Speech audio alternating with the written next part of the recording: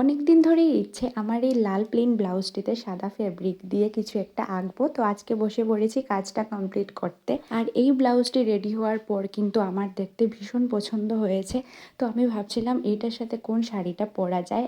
এই সাদা লাল পাড় শাড়িটি আমি আমার বিয়ের সময় কিনেছিলাম। বিয়ের দিন দুপুরে শাড়িটা আমি পরেছিলাম, আর তখনই আমার প্ল্যান ছিল যে এই ধরনের লাল রঙের একটা ব্লাউজের উপর সাদা রঙের কাজ করে বিয়ের দিন দুপুরে এটা পরবো, কিন্তু তখন আর পরা হয়নি, তখন বানানোর টাইম ছিল না একদমই।